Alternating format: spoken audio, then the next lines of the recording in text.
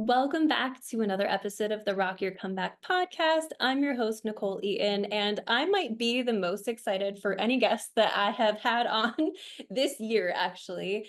Um, our guest today is somebody who's going to help you understand yourself, understand how you work best, and she is the go-to expert in a system that has single-handedly changed my life. So I'm so excited to interview Erin Claire Jones. She's the leading expert in human design, author of the book, How Do You Choose? And through her coaching and content and digital products, she's empowered hundreds of thousands of people to overcome their biggest obstacles and find their flow at work, in love, and in life. Welcome, Erin. Thank you so much. I'm so honored to be here. I know a lot of people listening heard me ramble, right? But then they're sitting there like, what on earth is human design? Can we break it down a little for them? Of course. So, human design is a system based on your time, date, and place of birth, like astrology. And it gives us all this very practical, personalized information around how we best move through the world, whether it's around how we make the best decisions, how we navigate relationships and partnership, how we work best, what we need to keep in mind when we build our businesses, how we work for others, all the things. I think that I always say human design is equal parts mystical and practical. It's, of course, mystical in that it comes from the stars, and it's so practical and that it really delivers so much information that we can almost immediately integrate into our day to day. I think that when I learned human design, my initial response was like, oh, this is the like why I am the way I am. Because Hmm. everybody kind of has their own way of being and existing in the world. And I felt like for me, it was just a really important explanation that the things and the way I functioned weren't good or bad, but they just were. And like learning how to use them changed the trajectory of my career, really. So I know that human design is broken down into design types. Would you mind diving into that a little bit and maybe where they can get the access to their chart so that people can follow along? Of course. So you can look up your chart for free at humandesignblueprint.com. And like you said, there are five different types. There are so many more layers underneath that, but that really is the first piece that I recommend looking at. Those five types are manifestors, manifesting generators, generators, projectors, and reflectors. I'm going to start with your type because you're a manifestor, which is a more rare type. This is about just 8 to 9% of the population. Manifestors are very naturally kind of disruptive, provocative, innovative people. These are people that are so good at initiating new ideas and new ways of doing things into the world. They're not really here to tread a path that's been walked before, but to kind of walk their own path and chart it entirely in a way that works for them. They are so good at kickstarting new ideas and might lose energy when it comes to sustaining and maintaining all that they've begun. So a big lesson for them is embracing that their gift is really in getting things started. Manifestors tend to love freedom. Freedom to do what they want, when they want, how they want. They don't often do so great working for others unless they're kind of given a domain of responsibility to be in charge of. And their energy is very bursty. You might find that you're so on fire over a couple days, weeks, hours, followed by like a real need to pull back and be alone. So for you, I would imagine that your energy feels best when you're kind of honoring those natural cycles and not forcing consistent momentum. And the last piece that I would share is that manifestors are very much here to make the first move, whether it comes to dating or business. Like when an urge arises within you, you're really just meant to follow it. Many of us are meant to let things come to us and see what sparks us. And for you, it's really kind of trusting those urges and making that first move. How does that feel to Yeah. you? No, it's so true. And I think that everything in my life I have initiated. And I think sometimes as a manifester, I feel like I would really like somebody to initiate with me or create the opportunities for me. But I find that when I give myself actual time to rest and I cannot Yeah. do hustle culture. That is not, I tried that when I first started business and I realized really quickly, like you said, I have a hard time sustaining ideas. And I think even that like societal almost guilt, like I'm lazy. And I Hmm. know that, manifestors and projectors and reflectors really lack that natural energy in the same way that some of the other types do. I know we're going to talk about the other types, but I'm really curious for somebody who's like really feeling guilt or shame around the way society wants you to function versus the way you naturally do. Do you Yeah. have any good words of wisdom or advice for that? I mean, honestly, my encouragement is just to experiment with it. My experience is that when people really start to honor these natural cycles, whatever it looks like for their design, because each person's very different, they just feel better and they end up being so much more impactful and so much more successful in the energy that they do have. Like I would say for you, particularly, like not only does your energy operate in bursts, but you're incredibly fast. Like you can do more in 3 hours than most can in eight. And so like if you're in a position where you're like in an office and you have to be there for 8 hours, my guess is you would like do a lot in the first 3 hours and then just kind of like screw around for the rest of the time because you're like, I already did it. And so like if you're able to honor that and be like, oh, I'm gonna like actually just go for a walk or lay down or like garden and then like let the energy surge back, like my guess is you're way more effective. And so like there is a lot of pressure to like be consistent in our output, and yet a lot of us aren't designed that way. And my experience as somebody who's also not designed that way is whenever I try to do that, like it's just diminishing returns. Like I'm not very effective, I'm not very inspired, I'm not very creative, I'm not very successful. And so I would just encourage you to experiment with it and see how it feels, because my guess is the feeling will give you all the information you need. I love that you kind of acknowledged that when I try to push past that, it is a diminished return. And then it Totally. feels banging my head against the wall trying to make something happen that, isn't happening. And I do tend to find I feel less creative Yeah. during periods.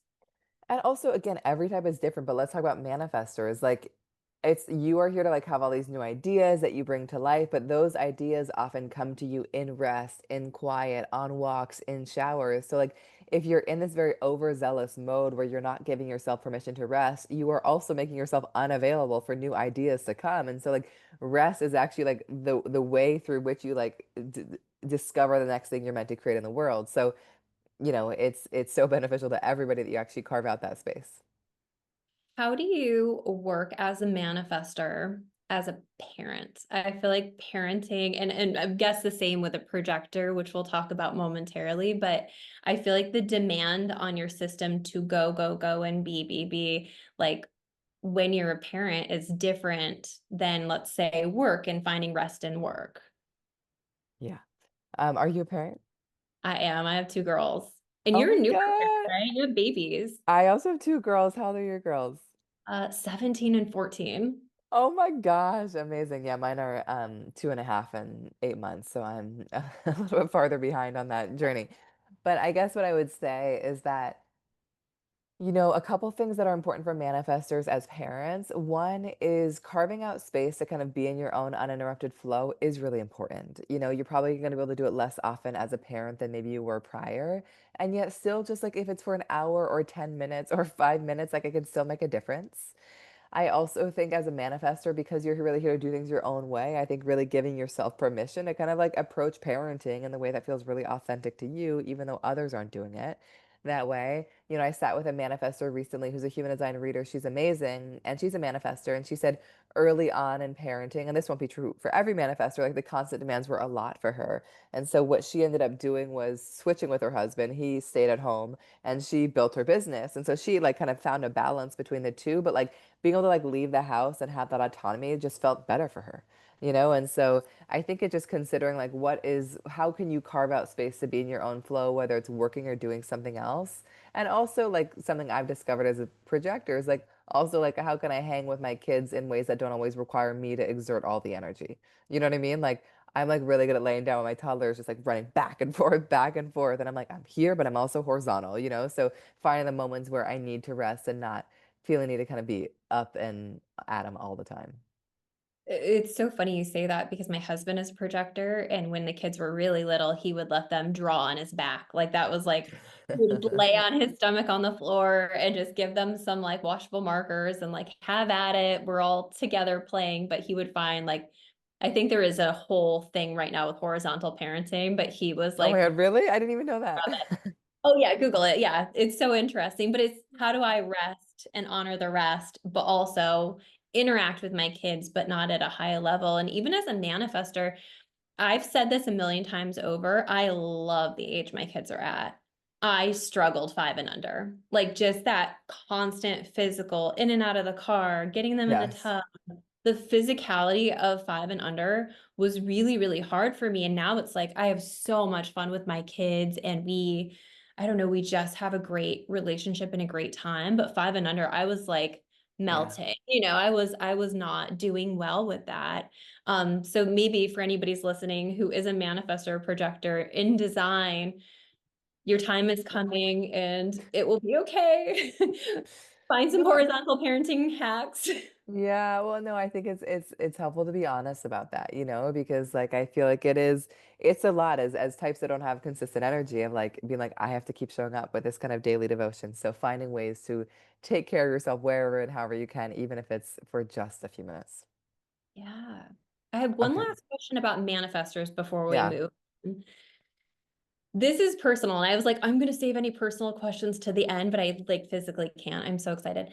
I I ran a wellness center in New York. I worked with a bunch of other women. We were always collaborating, always initiating. I moved to Charlotte, and started kind of my own online business and that kind of thing 5 years ago. And I was reading your book and it was a really good reminder, which I'm going to just flash really quick so everybody can get how do you choose because it's so good. It's such an easy read and it will give you everything you need to know about yourself and your, relationships and your friends.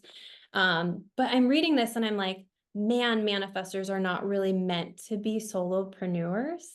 Mm. What are your thoughts on that? Well, I think that like, you are somebody who's so good at starting things. And so, in an ideal world, I think there are lots of configurations, but I think in an ideal world, you could bring new things to life, and then those things would kind of be automated and keep living on in their own way. Or there's like a team or somebody you could delegate to, so you can kind of be in the role of initiating the next thing. So I think like in an ideal world, you are allowed to keep initiating. I mean, being a solopreneur might work if like, you just kind of innovate and create your like new offers every 6 months or so, like something that allows some freshness in. But like, yeah, I think in an ideal world, having somebody that you could delegate to and support to is really important. Manifestors are very autonomous. You're super independent, and yet you also need a lot of support. Like, how is it working for you? Do you feel that? Like, what do you think would be the dream?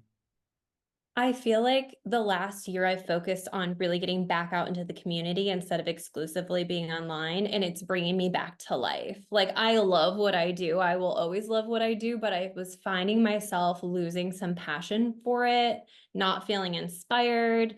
And a lot of things that felt like, is this even the right fit? Do I just get a 9 to 5 job? And not Totally. because it wasn't effective, but because something just felt like it didn't feel the same.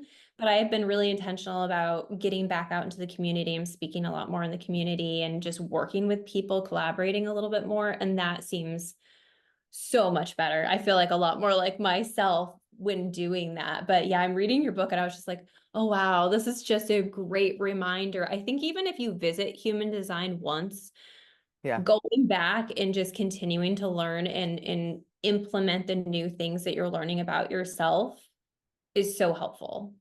Yeah, it's so crazy. It's like it just never, I feel like something new comes up every time. Like I wrote the book and yet I would like open back up to a chapter on generators and I would like discover something new about my husband and I like wrote the book. And so like it just brings up something new every time we return to it. And also one thing I'll say about your design, and this is beyond you being a manifester, you have something called a 4 in your profile, which means like community is really important to you. And so it also makes a lot of sense to me that like being like in community and physical spaces that you enjoy around people like will give you so much life in a way that like an online space just probably won't. Yeah. Yeah. Yeah, that's really helpful. So Okay. I am like inundated with projectors. Projectors just they just magnet to me and I love my projectors. Can we dive into them? Yes. Tell me, so you are married to a projector and do you know your daughter's designs? I have a manifestor and a projector. Both of my girls are Oh my manifestors and projectors. gosh. My You might, husband. oh my God, you might have already said that, but I think I mean, I just told you I grew up in the same household, a manifestor sister and a projector dad and a manifestor mom. Exact same configuration. So, okay. Projectors. Projectors are very natural leaders, guides, teachers. They are so wise about people. They are so good at making others feel seen and understood. They are often in the positions of CEO, manager, coach, podcast host, like places where they're really asking good questions and kind of stewarding other people's energy. They tend to love systems like human design because they are so naturally wise about people. And so any system that kind of like hones this understanding they already have is appealing. their energy really ebbs and flows, and it's throughout the day, you know? So really learning how to honor the natural rhythm as a projector of like building in moments of space and pause and rest and like allowing the energy to naturally come back. I will say that a big lesson for me as a projector was allowing unproductive rest into my life. I used to feel that even rest had to be productive. You know, it was like, and what podcast can I listen to and what course can I take? And so really allowing time where like my goal was not to produce anything. And so again, as a mom of two young kids, that time is shorter than it used to be, and yet it's still necessary. And as projectors, we're here to be invited, you know, to wait for somebody to kind of recognize our values, see us very clearly, and invite us in to share it. And I will say, as a last piece, because you have a projector daughter, a projector husband, one of the ways, and you might have read this in the projector chapters, one of the ways that you can really love on projectors is through words of affirmation, is through very specific acknowledgement of who they are and what they bring to the table. As projectors, like that unlocks our magic, you know? So if you have projectors in your life, really offering them that acknowledgement, even if you don't need to receive it, or even if it doesn't seem like that form of that love language is very natural to you.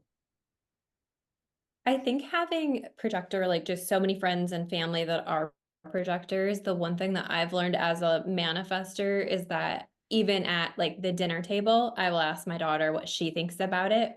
So Or good. and she comes home from school and she'll just be like, I was trying to talk to people at lunch and no one was listening to me. So I don't know necessarily how to help her in settings where people don't understand human design as much, but I try to, at least in the house, make sure that I'm inviting her and my oldest Good. daughter, who's a manifestor. I'm like, we have to make sure Kylie feels included in these Hmm. conversations that we're inviting her in to speak. And it's funny with my husband, if he offers my oldest daughter advice, she's a manifestor and he's a projector, she does not want to hear it. She gets super defensive.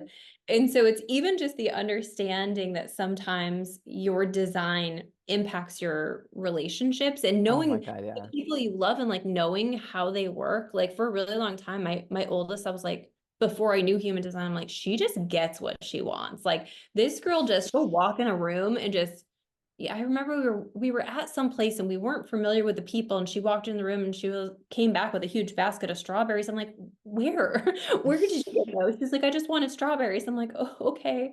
Like she just had a natural way Wow. kind of getting what she wanted and being very intentional and diligent about that. And then my youngest daughter came and was the absolute opposite, where I wasn't even sure of what she wanted half the time because, she wasn't speaking up in the same way my oldest was. So I find that understanding your kids as a like Oh in my human God. design is an absolute game changer because I can change the way I parent based on their design. Do you Oh see my that God. with girls too? I do. I just think that, like, and honestly, I will say my biggest dream for the book, and I'm already seeing it used this way, is that people don't only read the chapters about themselves, but the chapters about their partners and their friends and their kids, because it is just so revelatory to be like, oh my God, this person is wired differently.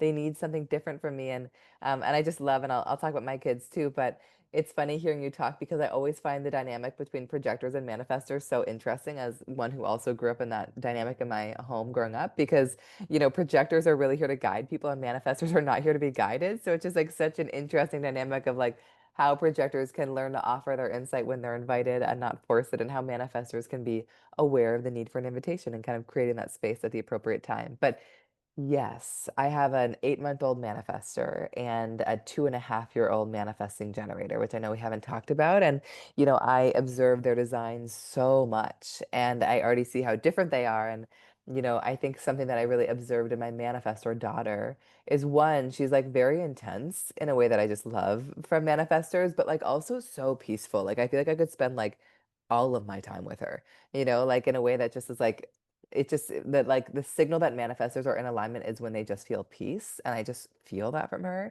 But the piece that I found so hilarious, one, is that she came out in one push, which was crazy because manifestors are so fast. But two, manifestors need freedom, and when she was just 2 months old, she started rolling over, which is pretty early to start rolling over, and busting out of her swaddle, and would only sleep on her belly. And I'm like sitting there like trying to flip her back over because I read on the internet they aren't supposed to sleep on their belly so early. And then I called my pediatrician. I was like, what do I do? I can't stop her. And she was like, you can't stop her. Like, you just have to let her do her. And so, like, it was just so funny. I was like, I can't stop her. She just knows exactly what she wants. She's so discerning about people. And like I just gotta like let her take the lead here. So it's been so fun to witness it in her. I'm obsessed with manifestors as one, as you know, it's just special having one who's so young. I think it's cool to watch just because the energy even being birthed into the world is very intense, very specific, very What sure.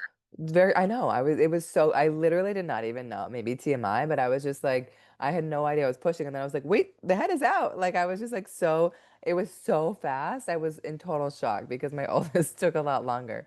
Anyways, manifestors are fast and they're so powerful and like it's so beautiful to know when you have one around you so you can really respect their power. Okay. Other types are also incredibly amazing. I know we're talking about these types because we love them and we are them, but I hope you guys know that I am so in love with every single type. Okay. Do you have any questions about projectors specifically? How can we help our projector children navigate friendships who aren't always inviting them? Mm, gosh, I think a hard lesson for me as a projector has been the people that I want to see me are often not the ones that do. Where I'm like, God, I want this person to like get the value of this, and they're not necessarily the ones that do. So, if I was talking to her, I would just like ask her to pay attention to like where recognition comes very naturally, where it feels like she doesn't have to convince others of her worth or prove her value, where like they just see it. And again, it might be hard because she's like, I want to be part of this group, and yet they're not the ones that see me. Yet this one individual really does see me clearly. And maybe it's you, or maybe it's her sister, maybe it's her dad, or maybe it's one friend, but I think really investing her time in those people because that level of recognition is where she thrives. Because she's different than many other people and how her energy moves. And projectors are so stunning and wise, but it's hard for those gifts to come out when people don't see them. I always say like my favorite projector party trick is like going to a party and like sitting down like in the coziest place and then kind of just like letting conversations come naturally and seeing who comes to me. I think it's really worked for me where it's like there are gonna be people that like are magnetized to me and like people that are not. And like I don't need to force myself to be seen by those who aren't ready for it. And also one thing I would just also say to her is that projectors are so wise and so perceptive, and sometimes people aren't ready for those insights. Where like she might see so much that could be so helpful and so transformative. And yet, if people aren't ready, it can go right over their head. And so, part of the invitation for me has been around helping me know who's actually ready for my insights and when, and like not forcing it on people that aren't ready because that only makes me bitter and resentful. That's such great advice. And even just something simple that I've like encouraged her to do is just if she has something she really loves, like she loves Olivia Rodrigo right now. And so she'll get a t-shirt. And so she'll wear the t-shirt to camp to help spark conversations where she doesn't have to initiate it, but somebody might come up to her and be like, oh, I love Olivia Rodrigo. And then she has that like Wow. in a little bit. So I've been trying to find like little ways for her to connect with people, but she is just a very sensitive old soul. And so, but it breaks my mama heart when, Of she's like, I was course. talking at the lunch table and nobody really even acknowledged I was talking. And I'm like, you know. I know, I know. My gosh. I love that though, because not that, but I love the t-shirt example because, projectors are here to be invited, but one of our lessons is that people cannot invite us unless they see us. So we have to let ourselves be seen. So I just love that example. It's like this is her way of like making herself visible, not in a way where it's overpowering, where it's like, I want to be friends with you, but it's more like, here I am, here's my authentic self. If you like resonate, come talk to me. So I think that's a really beautiful way of working with that invitation piece. I love it. Okay. Manifesting generators is the design I would prefer to be. Like, I would love to have the energy and slight chaos of a manifesting generator. I know. Let's It's dive into that. I love So manifesting amazing. generators. It's so amazing. Okay, manifesting generators are so boundless in their energy and enthusiasm when they feel genuinely excited by what they're doing. When they're genuinely excited, like their energy is through the roof, they light up the room. So, a big lesson for them and for generators, which we'll talk about, is really learning how to prioritize their own satisfaction and seeing that not as a selfish choice, but the most generous thing they can do because it lifts up everyone around them. Manifesting generators are so cool because they're just so multi-passionate. These are my clients that are like, I'm a lawyer, I'm opening a dance studio, I'm considering opening a juice shop, I'm writing a novel on the side. Like they just can't be contained into a box and like they're gonna break out of any box people try to put them in. They're also incredibly efficient. And you might resonate with this because you have this in your design too. But they can often make more happen in a few hours than most can, like I said, in a whole day. And they just are like, can see the fastest way to make something happen. So, a big lesson for them is not expecting others to move at their pace because that can bring a lot of disappointment their way. And they are incredibly magnetic. You know, they're really meant to find opportunities by just opening up their awareness, seeing what shows up, and see where their gut is naturally pulling them. I love that. And I think one of the most important things when I'm working with somebody and I see that they have that they're a manifesting generator is they always feel guilt for jumping around and not sticking to something. That is like the It's a great biggest thing point. I see. What advice would you give a manifesting generator who feels like I just can't stick with anything. I'm over here and then I want to start a photography studio and then I've, started green juice company and then I, ended up back at nursing. And so I'm curious. Yeah. I would tell them they're doing things exactly how they're meant to. Like manifesting generators are here to try things out and let things go. Pivoting is just like part of their nature. And so where they might feel guilty for being like, oh my God, I'm moving on, it's like they got the thing they needed from that experience and it's time to move on to the next one. So I would remind them like that is the most natural way for them to operate. It's helpful if the people around them understand that too. But to me, I think a lot of manifesting generators can interpret that as flakiness or being scattered when it's really just their need for variety, and change and evolution. And I remember sitting with a father who was a generator and his daughter was a manifesting generator. And when he came to me, he's like, Erin, I'm really struggling. My daughter's doing lacrosse. She's doing softball. She's doing tennis. Like she's playing like, volleyball. Like she just needs to choose a sport and stick with it. And I was like, looking at her design, I was like, she doesn't. Like she's doing things perfectly. So I would just remind the manifesting generators that I know that it can feel hard to pivot if you feel like you're disappointing others, but people will not get the best of you if you're staying in something out of obligation or desire to please. Because when you're full hearted about what you're working on, you literally power up an entire room. So it's worth letting your natural excitement guide you and say yes to the things that bring that version of you out. How can we, as a partner of a manifesting generator or a parent of a manifesting generator, encourage or support them? Well, one, I would say don't try to keep up with them. I think like let them move at their own pace. I think giving them space, I would say similar to manifestors, they're going to be in their own uninterrupted flow and do their thing is great. I had a client who I tell this story in the book, but built like a shed in his backyard where he would kind of retreat there once a day to like do his woodworking and then come back revitalized. And so kind of giving them space to go like do the things that they feel passionate about without guilt at all. And also I think that manifesting generators can really benefit when we take things off their plate that they're not excited about and create more space for them to kind of do things that bring more natural energy to them. I love it. And we're coming into the last two. So Yeah. for the generators, which are the majority of people, is that true? Generators and manifesting generators combined are about 70%. Okay. Yeah. So if somebody has a generator design in their chart, what can they know about themselves? So there's a lot of similarity with manifesting generators in that generators are also quite boundless in their energy when they're excited by what they're doing. They can really struggle with boundaries because they are so capable. People can like pile a lot onto them and then they can burn out obviously very quickly in the process. So I would just remind the generators as well that like carving out space for the things you enjoy like is not a selfish choice. It's the most generous thing you can do for everybody. I think generators also have to fully expend their energy. They often do best when they kind of fully use up their battery throughout the day and they drop into bed delightfully spent. They're like, I left it all in the field and now I can sleep. So, as a generator, I would consider like, how do you feel when you drop into bed? Is it like delightfully spent? Is it fulfilled? Or is it kind of restless and depleted? Because that will give you a kind of a signal into whether or not you're aligned with how you're using your energy. And generators are very magnetic. You aren't meant to chase after a thing or come up with ideas out of thin air. It's really around seeing what shows up in your world and kind of what naturally sparks your gut and following that pull. And I think generators, they can sometimes feel like martyrs where they're kind of tending to everyone else's needs above their own. And so I would say one of the ways that we can love on our generators is again paying attention to kind of what brings them joy, what brings them passion, asking them all the questions about it and going to do those things with them and like making it easier for them to do those things because that often reminds them that like their desires are so important and deserve to be prioritized. I love the idea of just checking in with how you're feeling at the end of the day if you're a generator listening to this, because I think that a lot of times people take those emotions and that energy and they, decide it means certain things about themselves or who they are or what they have to offer. And really, it's just clues to whether you're living in your alignment of your design or not. That's right. That's right. Yeah.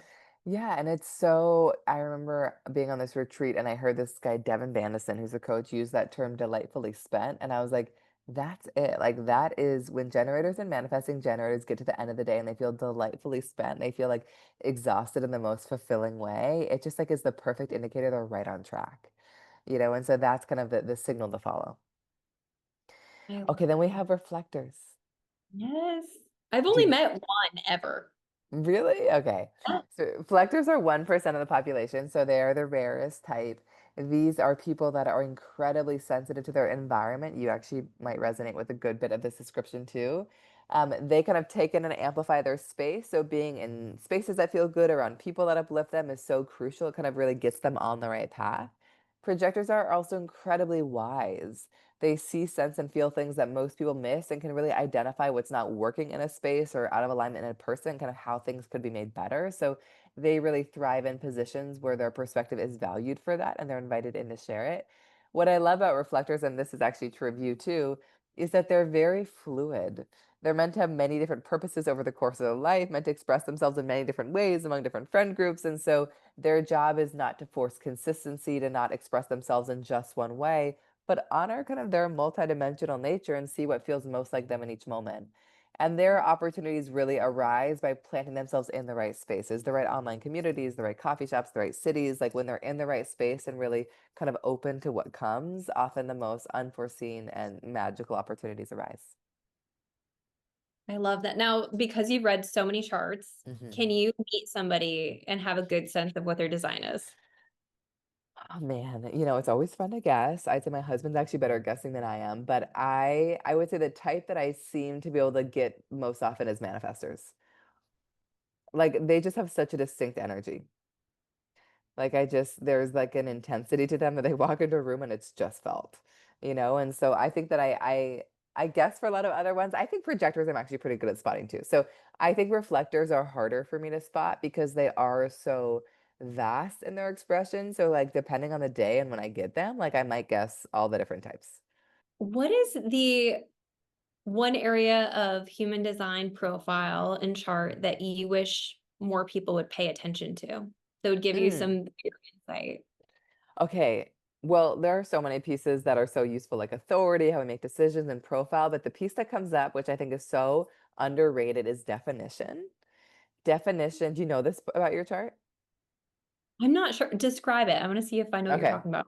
Well, yeah, I'll tell you yours and you'll see. So, definition I find is so useful because it speaks to how we can best kind of process information and collaborate with other people.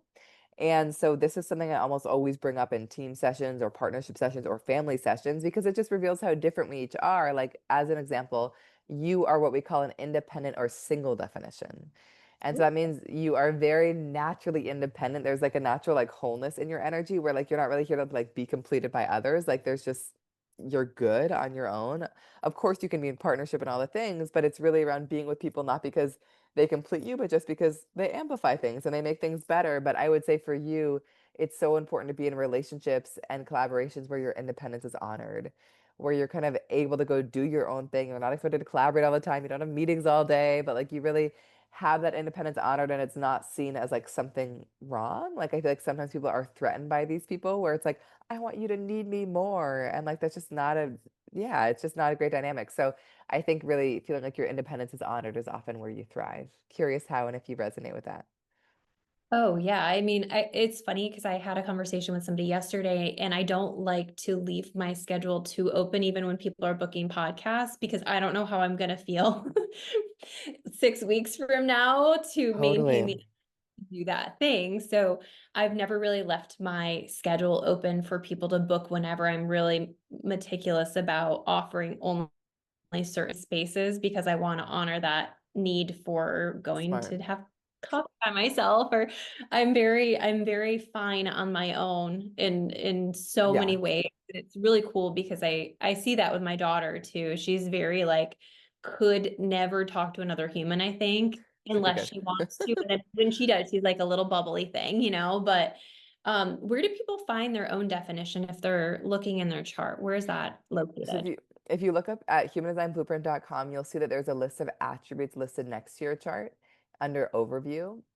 Actually, no, sorry, click on chart. It's on both, but then you'll see the list of attributes and see what's listed under definition. There are five possible ones: single, split, triple, synthesizing, and sorry, triple, subjective, and none.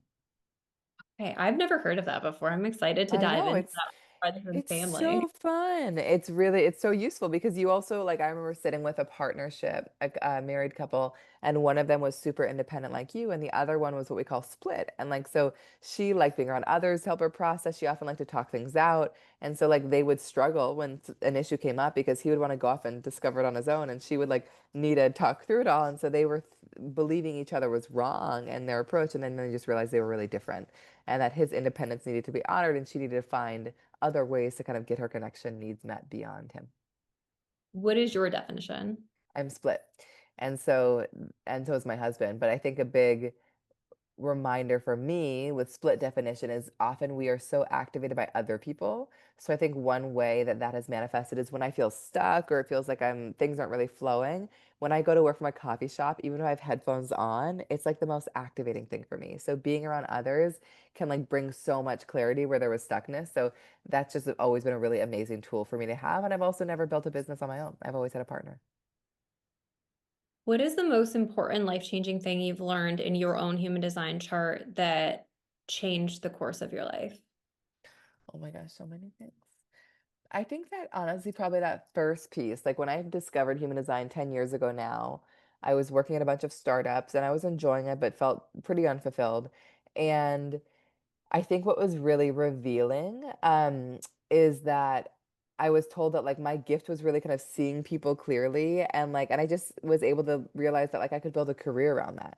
You know, so like that is what led me into human design. So I think kind of being reminded of my gifts is really what gave me so much permission to just like build the business that I did and choose the life that I chose. Yeah.